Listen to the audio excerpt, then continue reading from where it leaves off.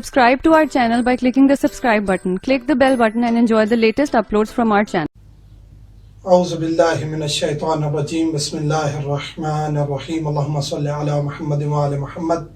مومنین کرام، آپ کے ساتھ ہمارا سفر کافی عرصے سے جاری ہے۔ الحمدللہ کوشش کی ہے ہم نے کہ آسان الفاظ میں آسان کر کے میتھڈ کو آپ کے اذہان تک، آپ کے ذہنوں تک پہنچایا جائے۔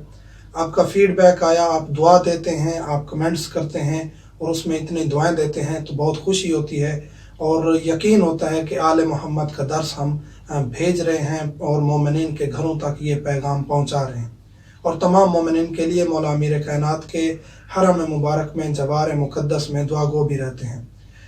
کافی مومنین کہتے رہتے ہیں کہ ہمارے جو ہیں مثلاً کہ نسیان ہو رہا ہے ہمیں، یا ہمارے جو ہیں بچے جو ہیں وہ کند ذہنی کا شکار ہیں، تو کچھ ایسی چیزیں بتائیں جس کی وجہ سے ان کے ذہن تیز ہو جائیں یا نسیان نہ ہو۔ آج کچھ اسباب ہم ذکر کریں گے جن کی وجہ سے ذہن کم ہوتا ہے، عقل کم ہوتی ہے یا نسیان بڑھتا ہے، وہ ذکر کریں گے انشاءاللہ۔ اگلی ویڈیو میں پھر ہم بتائیں گے کہ ذہن کو طاقت کس طرح دینی ہے، نسیان ختم کس طرح کرنا ہے اور حافظے کی دعا کیا ہے، وہ انشاءاللہ اگلی ویڈیو میں۔ آج جو اسباب ہیں ذہن کو کم کرنے کے، وہ انشاءاللہ ہم ذکر کرنے جا رہے ہیں۔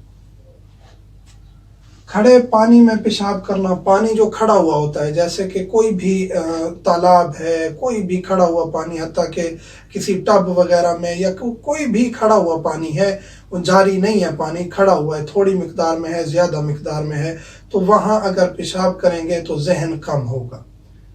دوسرا، جوئیں پالنا، چاہے وہ خاتون ہو یا مرد ہو، اگر اس کے سر میں جوئیں ہیں تو وہ جوئیں ختم کرنی چاہیے، صاف کرنی چاہیے۔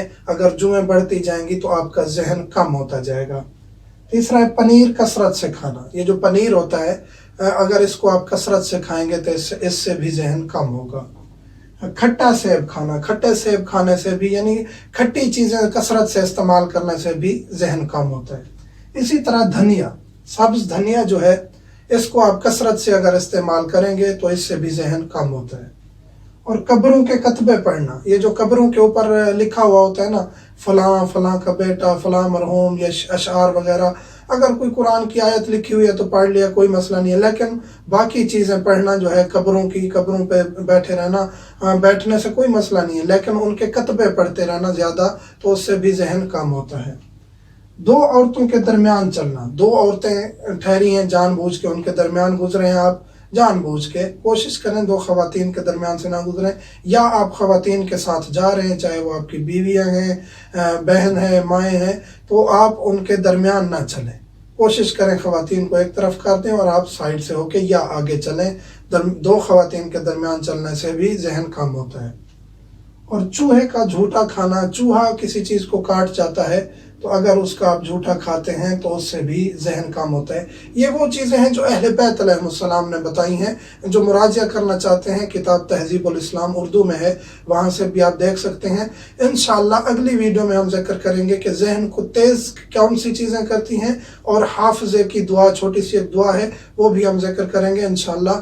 تو جو بچے امتحان دے رہے ہیں یا پڑھ رہے ہیں، ان کے لیے بھی وہ مفید ہوگی، اور ویسے بھی عمومی طور پہ جو نسیان کے مریض ہو رہے ہیں ان کے لیے بھی وہ چیزیں مفید ثابت ہوں گی۔